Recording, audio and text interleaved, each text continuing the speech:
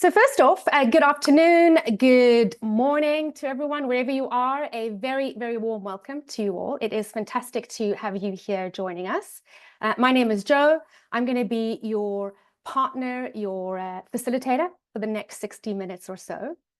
Really, really quick introduction on myself and perhaps a little bit of background. I grew up in South Africa and I started my career in Hong Kong in investment banking in an equity business management team. I spent about 5 years in Hong Kong before moving to Singapore and into talent development. I've been in talent development now for a really, really long time, working across industries, across organizations, and all sorts of levels within organizations in various capacities, both internally and externally. Everything from learning needs analysis, diagnostics, to design, implementation, facilitation, coaching, project management, even a little bit of measurement, pretty much all the capacities there are in talent development. Singapore was my home for close to 17 years before moving across to Europe. I'm now based in Europe, just outside Barcelona. Do we have anybody from Barcelona here? Please give me a thumbs up. I haven't seen anything come through in the chat yet. Madrid, very close by. Good. Today's topic, the power of engaging and influencing stakeholders. I mean, wow, right? I don't even think I need to really ask what grabbed your interest with this topic.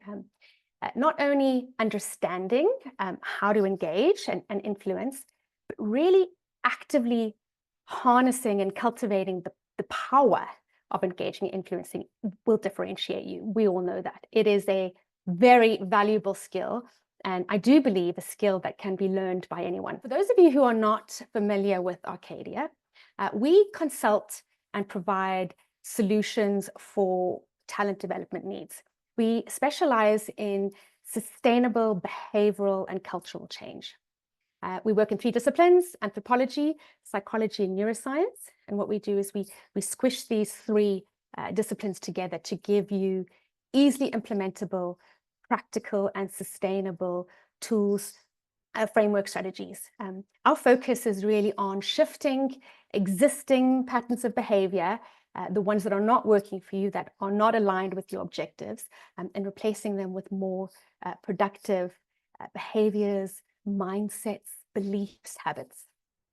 Now, it's not the what that we focus on, but really it's the how. We all know what we need to do, what mindsets, what behaviors we need to adopt. The real question is how. And that's what we focus on. How do I inspire and motivate my team members? How do I really move the needle on my mindset? How do I step into owning my leadership? So we deliver solutions through a number of different avenues, anything from tailored programs to one-on-one coaching, learning curriculums, webinars, workshops, in-person, virtual, e-learning, large-scale interventions like conferences, and all of that and more. We have a global reach. We have offices in London, Hong Kong, and Singapore. There's quite a nice mix of you on the line today. Really good to have you. We also have a very extensive network of associates who operate in over 25 different languages. So what that means for our multinational clients is that we're able to ensure global consistency while also appreciating the cultural nuances of those diverse markets. We also have a very large project management function that really does help when it comes to our multinational projects. And we also have a research team that works with our clients in the research and diagnostic space. In terms of the types of solutions, we partner with our clients on these 5 main areas. I won't get into each of them now, but if you would like to know more about Arcadia or have any questions, do please reach out. It would be our absolute pleasure to connect with you. Good. So back to why we are here today. We're going to have a little explore of this, the power of influencing and engaging stakeholders.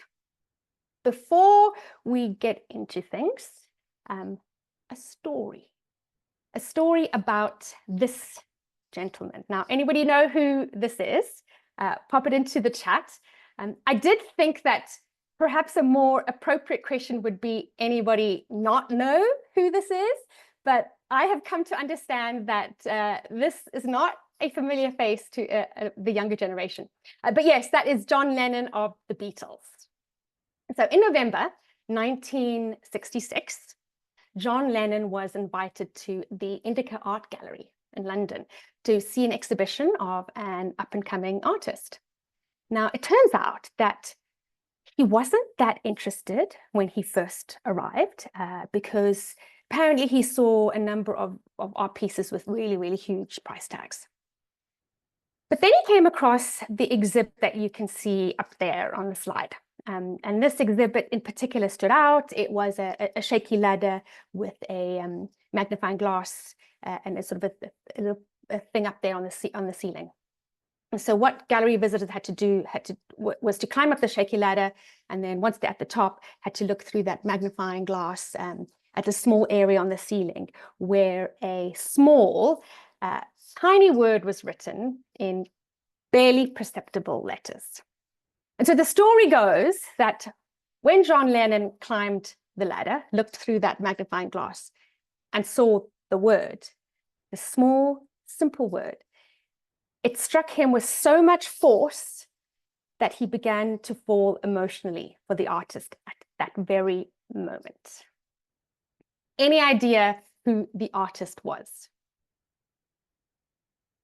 Any ideas?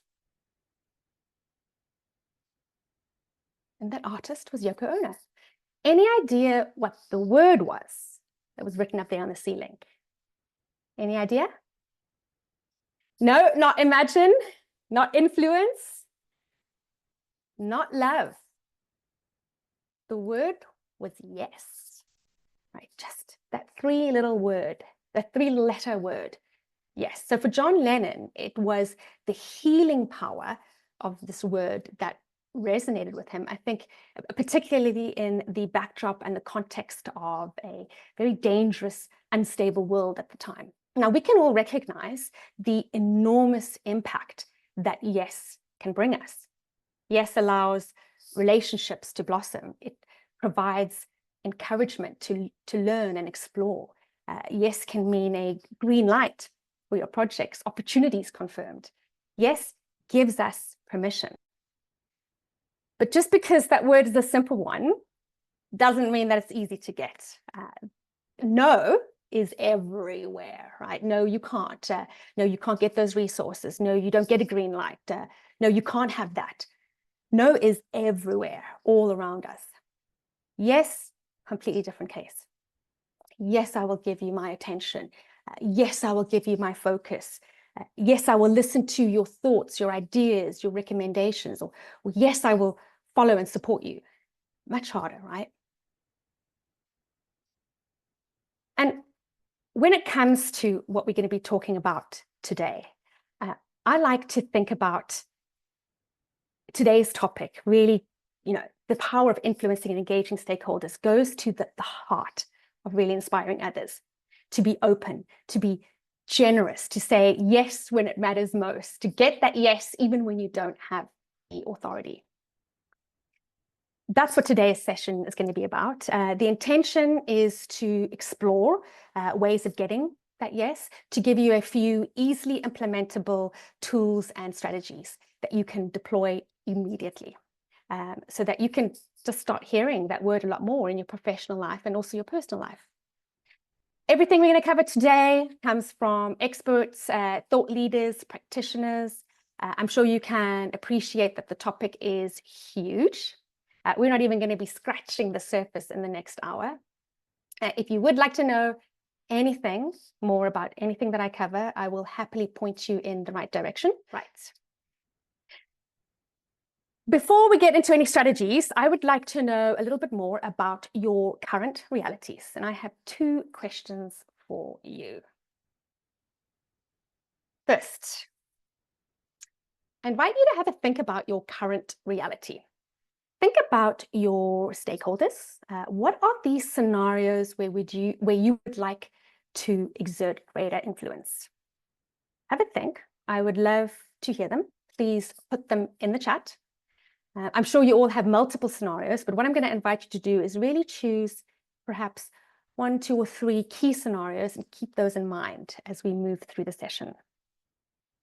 Whilst you're thinking about those, I'm also going to ask you to think, given those scenarios and given all the previous influencing scenarios that you have been exposed to, what strategies for engaging, influencing others have proven the most effective for you in the past?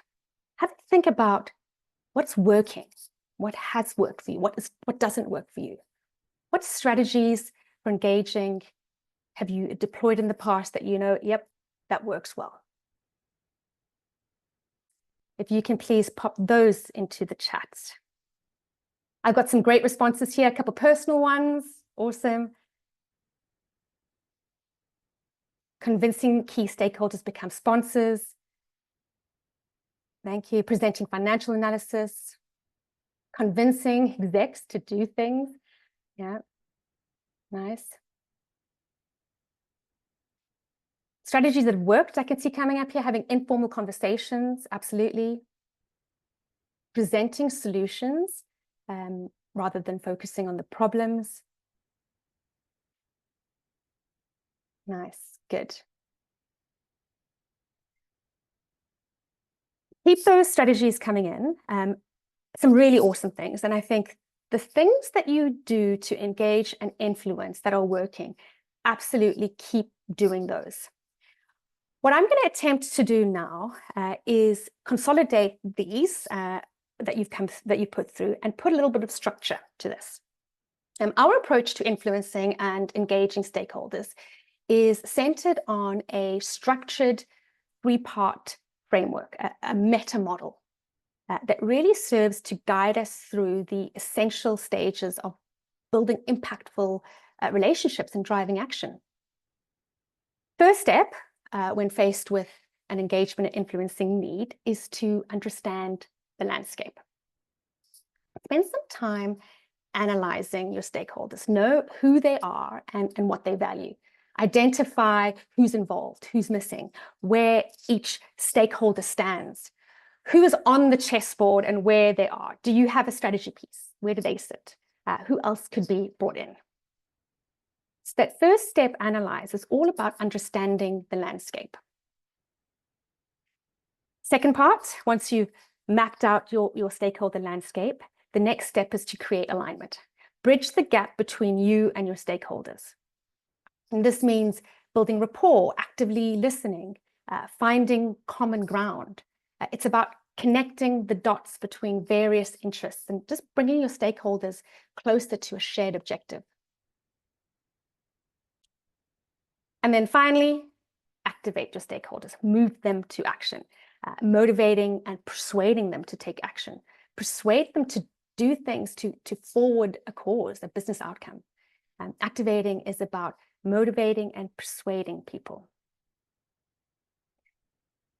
That's the 3-part framework. I'm fairly confident that you are all somewhat familiar with this framework in one form or another, and I can see lots of those strategies that had come through can kind of easily slot into one of these 3.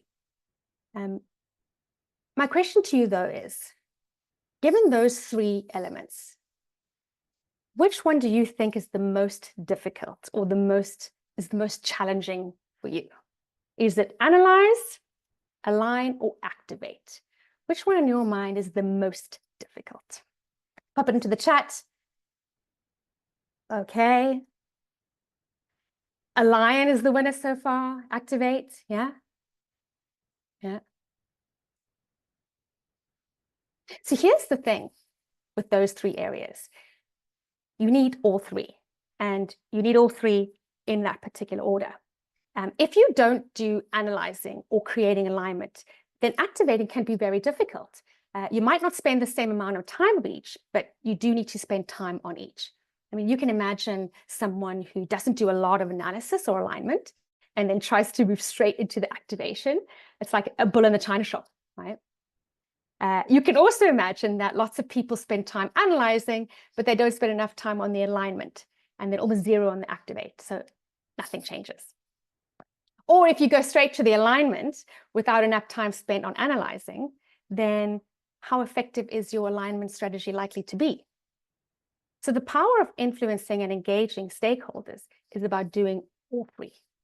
And each of those elements, so each of those three areas, have a very specific set of tools and strategies to help you. And that's where we're going to go next. Good. Okay, let's crack on then. Let's look at the first element, analyze. Analyze is all about understanding the landscape, spending time analyzing your stakeholders, knowing who they are and what they value. To do this, there are a number of different tools that you can look to use or to deploy. There are three such tools that I put up there on the screen. The three that I mentioned today are the 4 questions of influence. The 4 questions of influence form a comprehensive and structured approach to analyzing your stakeholders. More on that in a bit. Stakeholder mapping. Stakeholder mapping is about identifying, categorizing, and prioritizing stakeholders. Mapping tools like the influence position map, which we will get into in a few moments, and also empathy map, which is the empathy map is a lovely psychology tool that is really gaining some traction recently. Those tools really help you to know how to engage different stakeholders in more meaningful and effective ways. And then my favorite over there, that third bullet point, cognitive bias awareness. This is all about questioning your truths, questioning your truths and your assumptions with cognitive bias awareness. Identifying common biases that may influence your perception and analysis even of your stakeholders. There is a fantastic tool, the cognitive bias checklist tool that helps you to do this. That comes from the work of Daniel Kahneman in his book, Thinking Fast and Slow. So there's 3 tools. In the interest of giving you something tangible to walk away with today of this session, we're going to explore the first 2 bullet points in a little bit more detail. The 4 questions of influence and the, 1 stakeholder mapping tool. Good. Okay, so let's explore the 4 questions of influence. Who is familiar with this? Please give me a thumbs up. I would love to know, or even a thumbs down if you are not familiar with this tool. I would love to know. Now, the 4 questions of influence, this is not rocket science. In fact, it is super simple, but it's just not common practice, surprisingly underused out there. And these 4 questions are critical when it comes to influencing and engaging because they help to create a strategic and empathetic approach to building relationships and achieving your outcomes.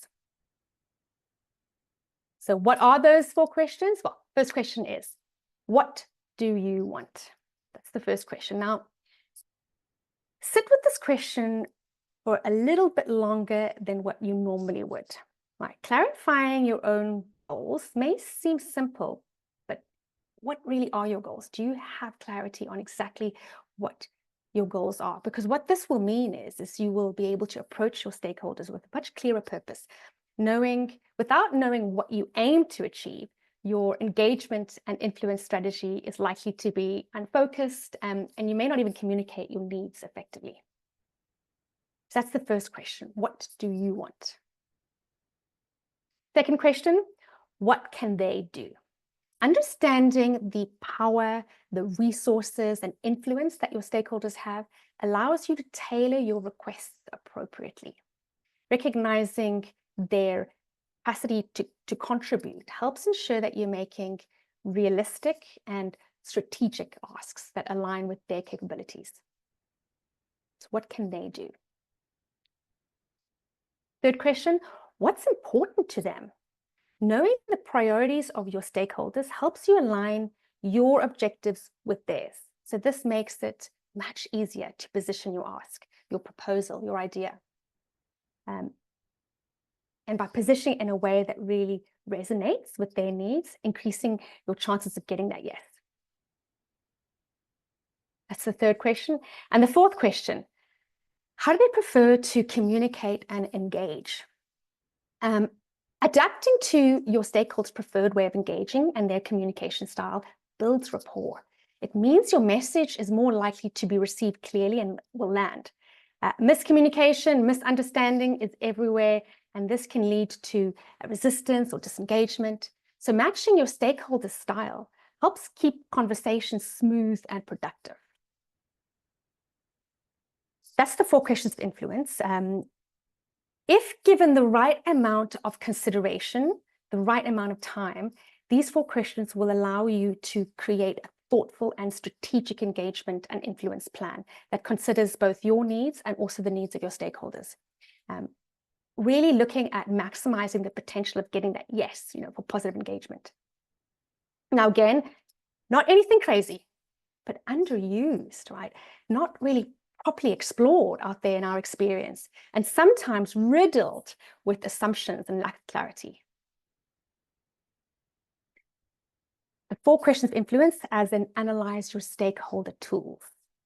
That's the first tool there, the 4 questions of influence under analyze your stakeholders. Let's look at let's move now to a mapping tool. Let's explore how to map your stakeholders to create a visual of the landscape. And the tool we look at now is an influence position map. And what the influence positions map is really a visual stakeholder mapping tool that helps prioritize engagement strategies.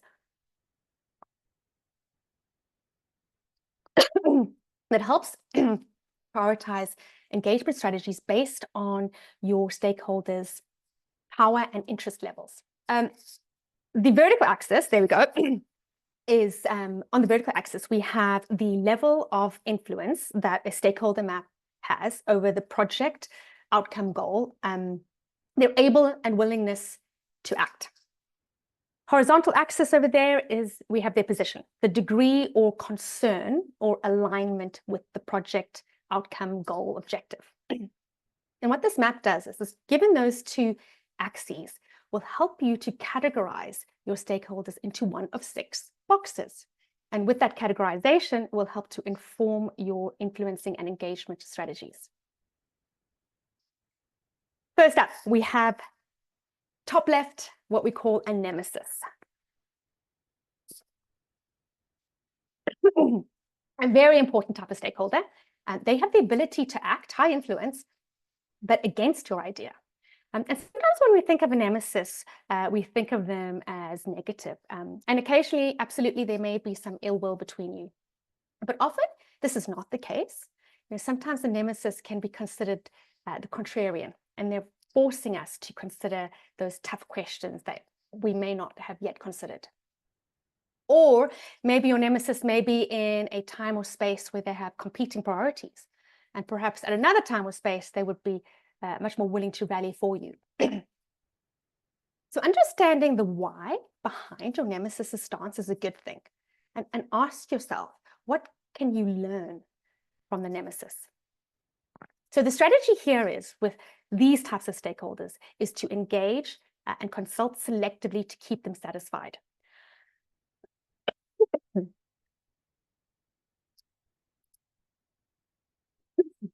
And to also identify and overcome objections, prevent them from becoming an obstacle, proactively meeting their expressed needs, even perhaps leveraging their allies and their respected third parties to really seek to understand their interests.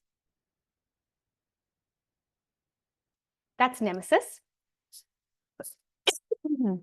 Oh, excuse me. Down below, nemesis, we have a resistor, against the idea and unable and unwilling to act. But the strategy with a resistor is to ask yourself, can they be turned around easily? And if not, monitor lightly, providing perhaps only the essential information to keep them in the loop without extensive engagement. Address their concerns minimally to prevent potential negative sentiment from spreading. Hedger, so top middle, we have a hedger, high power, but remains neutral. They may be willing to, maybe they're waiting to see how things progress or even evaluate benefits before committing support or opposition. The strategy here with hedgers is to commit time to diagnose what's in it for them, understand their interest, their values, their drivers, their needs in order to create alignment. gain commitment, and hopefully move them incrementally to the right. Down below, we have spectators, limited influence and a neutral stance. While they may be loosely aware, they're unlikely to take any active role or significantly impact success. The strategy with spectators is to engage and excite, or pay less attention to them if they're not important or not important to moving your cause forward. Keep them informed with their general communications or consult on their interest areas only. And then we have champions, key ally. They are for your idea, your project, your outcomes, and they are willing and able to act. This should be your highest priority stakeholder. Engage closely with champions, involving them in major decisions, leveraging their influence to gain support from others. Their active endorsement can be crucial to overcoming opposition and really rallying support. And then down below, we have supporters. Supporters, highly aligned. They may advocate informally, but they have limited power to influence. Supporters are often team members or even end users who feel personally invested in success. Keep supporters informed, involve them where possible. Their enthusiasm can create real good positive momentum. So use their input and feedback, which can indirectly influence other groups. Find ways even to enable and empower them to become a champion. So that's the influence position map. A visual representation that helps, or better yet, allows for a more targeted engagement strategy, helping you to manage each type of stakeholder, wherever they fall in each one of those boxes, according to their level of influence and their alignment. And you can also gain all sorts of insights using this tool. You can recognize gaps, identify opportunities. It also helps you to be realistic in your expectations. Moving a nemesis to a champion might not be the best strategy. Moving a nemesis to a hedger, more realistic. It's about thinking how to proactively manage your network of allies, where you can move stakeholders while minimizing resistance and maintaining that stakeholder awareness. That's the tool. One more thing before I pause to hear your thoughts and take your questions. One of the biggest pushbacks we get with this tool is, what if I have no idea where my stakeholder sits? If I have no clue what box they're in? If you have no idea where to map your stakeholder, that's brilliant news. It makes you so much more aware of how much more you need to pay attention to before you can even start to develop your strategy. So knowledge is power. In allocating stakeholders to a box or position on the grid, you're not only empathizing with that stakeholder, you're also revealing your own perceptions, unconscious biases, or even potentially limiting beliefs. Right? So there it is. That is the first little box there, the first element of influencing and engaging stakeholders. This idea of understanding the landscape. Spend some time analyzing your stakeholders, know who they are and what they value. We looked at the 4 questions of influence and that influence position mapping tool. That's just 2 of many tools out there. Let's move on then to align.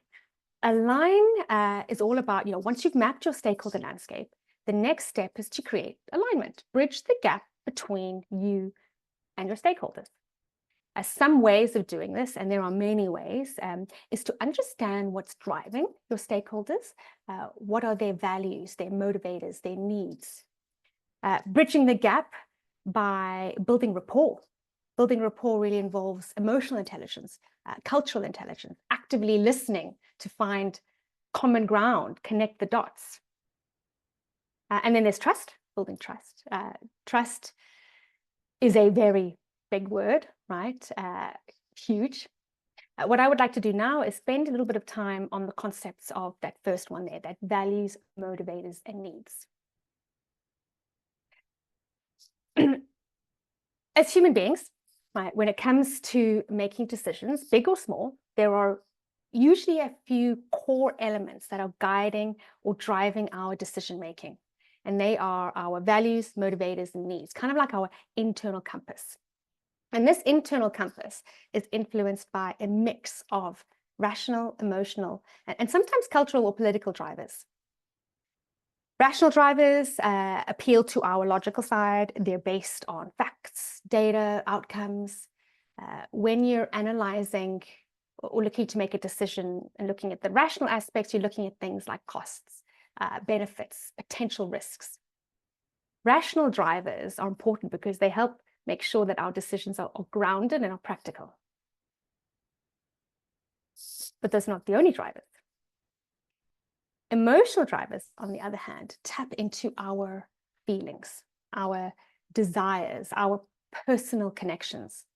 Sometimes we make choices simply because they feel right or they align with what makes us happy or feel good. And emotions are often, they have the ability to amplify the influence of our motivators and values, pushing us towards decisions that really resonate with our inner beliefs. And then there's the cultural and political drivers. And these really shape our decisions based on social contexts and organizational or even cultural norms. So sometimes we make choices to align with group expectations or maintain harmony with others. So when we make decisions, it's really just one of these factors at play. It's usually a combination of all of them. And by recognizing how rational, emotional, and cultural political drivers influence our values, motivators, and needs, we get a much clearer understanding of our decisions and even the decisions of our stakeholders. So to gain alignment with your stakeholders, know what's driving their decision making. Dig deep. There's some research that suggests when it comes to decision making, it's 30% rational and 70% everything else. But my question to you is, where do you tend to focus your discussions when working with your stakeholders? Think back to all of those influencing scenarios that you detailed earlier on. Think about your discussions. Think about when you've attempted to influence and engage in the past. Where do you tend to focus your discussion? Which of these three areas? And it can be quite revealing, right? Do you need to really dig deeper? Do you need to broaden your understanding? How much do you know about those emotional, cultural, and political drivers? So how do you dig deeper? How do you understand all the drivers of your stakeholders? You get good, really good at questioning and listening. So let's have a quick look then at questioning. So when it comes to types of questions, if I had to ask you what the different types of questions are out there, I'm fairly confident your answers would be along the lines of, well, you get closed questions and you get open questions. Closed questions, they elicit one-word answers. Open questions, a little bit more than one word.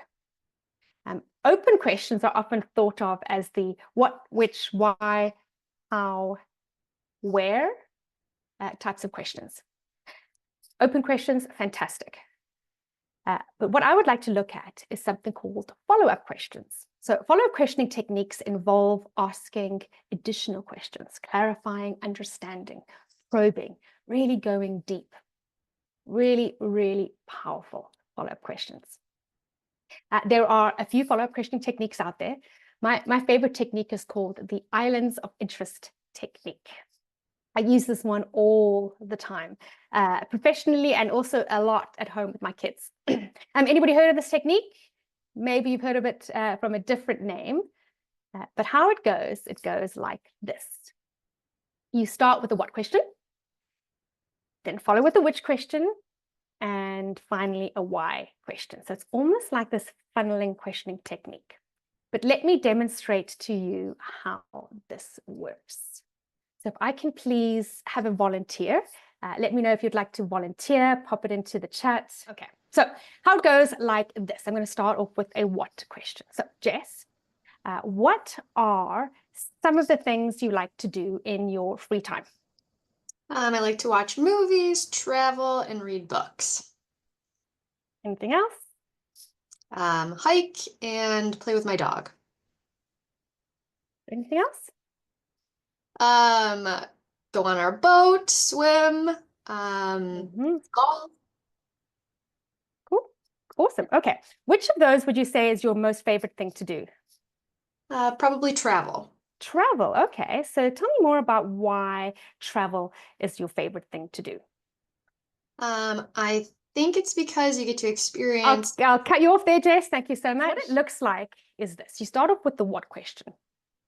What are some of things you'd like to do in your free time? Notice how I used a some, plural. What are some? And what does is often elicits a list of facts, a list of data. What are some of your priorities in the next quarter? What are some of your concerns on this? What are some of the issues and pain points that you can foresee? When you ask the sum, you get that lovely list of what we call islands of interest. Once you've got that list of islands of interest, you then follow up with the which question. I particularly wanted to hear more about the hiking because that's what interests me most. But remember, it's not about me. It's about your audience. It's about your stakeholders. So I'm not going to choose which island to explore. I'm going to let my audience choose, my stakeholder choose. So I asked Jess, which of those is your favorite? And you'll notice that sometimes when you give that what question, that first list, the first thing that comes up on comes from somebody's minds might not be the truest thing, if that makes sense. Sometimes it's even the third or fourth one down. So you ask which, okay, Jess wants to talk about travel, fantastic. We'll then go why travel. Now, a couple of things about this, you'll notice start off with the some, plural. What are some of the priorities you have? What are some of your concerns? Resist the urge to go to the island that you want, then ask the which. And before you do that, though, give time for people to answer. Things like what else, anything else. Those kinds of questions, give them a little bit more thinking space. Then when you get to the which question, explore that, really dig deep. That's when you get to the why question. Now, the why doesn't have to be a why question. The why, in fact, could be something along the lines of, and here's another technique. Tell me more about why travel is something that you like to do. Can you describe in a bit more detail when you said this was a concern? Can you explain what you meant when you said this? By the take technique is really fronting each sentence with a lovely, strong, powerful verb. Really gives you so much more openness and depth to explore. It really opens people up to not really push them down a certain direction, but allows them to be a little bit more forthcoming with their thoughts, their ideas, their answers.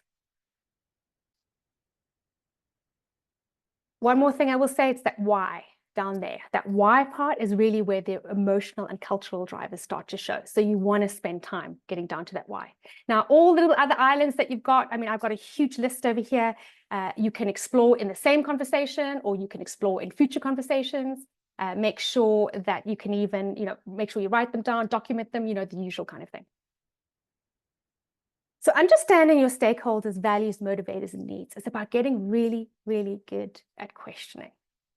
Follow-up questioning techniques is where you want to spend the time. So that's a little bit over there on the align, that second element. Create alignment by bridging the gap between you and your stakeholders. Know what's driving them, what's motivating them. And then there is number 3, activate. And activate is all about moving your stakeholders to action, motivating, persuading them to take action. And this involves lots of things, right? I've got 3 up there on screen. Concise and compelling communication. We spend a lot of time with our clients in this area. Concise and compelling. This means really sharing your message clearly in as fewer words as possible while keeping it interesting and relevant to your audience. It's about getting straight to the point, but without losing impact. Super, super important nowadays because people's attention is limited, especially in a fast-paced professional settings. Being concise and compelling involves some much more advanced type of development, as well as things like business storytelling, data storytelling, creating relevance. There's quite a bit of psychology and neuroscience in concise and compelling communication. Other ways of activating your stakeholders is persuasion principles. This is based on, well, heavily based in psychology and the work of many experts, Robert Cialdini, to name one, and then also motivating others. Getting people to engage and lean in, right? Plenty of psychology and neuroscience in this area as well that you can leverage the insights and understandings of. We've got a little bit of time left. So what I'm going to do, I'm just going to double click very quickly into that first bullet point, the concise and compelling communication. And there's this fantastic Mark Twain quote. I didn't have time to write a short letter, so I wrote a long one instead. Being concise is advanced communication. Have a think about your own communication. I'm going to invite you now to think about, what is your communication like? I'm going to launch a poll. Well, I'll have Jake from Arcadia launch the poll. How concise are you? What is your perception of your communication? Now, concise should not be confused with direct or blunt. But let's make sure we're all clear on that. Concise communication is about being clear, to the point, impactful without unnecessary detail. And that could mean 5 words, it could mean 20 words, it could mean 100 words. It all depends on the stakeholder and context. It is deliberate, crafted communication that gets to the core of the message effectively while still being respectful and thoughtful. So concise is always positive. Direct is getting sort of straight to the message without beating around the bush. Direct is always few words and can also sometimes be perceived as intense if it's not delivered with a bit of tact, let's say. Blunt, so there's concise, direct, and blunt. Blunt is being frank, right? It's to the point of being abrupt, and that can come across rude, insensitive. In my opinion, blunt is always negative. So it's concise communication that we are looking for, respectful and thoughtful, aiming to communicate only what is essential, and making information easily digestible and impactful, while maintaining respect for the audience's time and attention. Let's spend a little bit of time looking into that. When you are clear and concise in presentations, team meetings, during your talking turn, during your elevator pitch, the cognitive load of your audience decreases, which means the processing fluency goes up. That's what clear and concise is all about. And this together means effortless for your stakeholders, for your audience. It means effortless means they will engage, they will lean in, they will come along for the journey. So how? If this is advanced communication, how do you develop your communication skills to be more clear and concise? Lots of different ways, and there is huge amount of value in all these different ways. But one of the ways I'm going to share with you today is to train your brain to think in structures. And this is quite easily done, just training your brain to think in structures. There are 8 common structures there on the screen. I'm fairly confident to say that there's probably 2 or 3 that are most relevant to you in your current role, that you use the most. But sometimes it's worth revisiting all those other structures out there and perhaps adding a structure to your thinking brain so that maybe you change roles, you move into a different area. Those 8 structures, I'm interested to know, which of those structures do you use the most? Do you think in the structure the most? Put it into the chat. I would love to hear. The one that I use the most, definitely personally, is that number 5, that cause and effect. I think I use that multiple times with a day with my teenagers. That's a little bit on activate. Move your stakeholders to action. There are all 3. That is the approach that we use. Lots of different frameworks, tools, strategies in each of these areas. That pretty much brings us to the end of today. We're just about 6 minutes before the hour.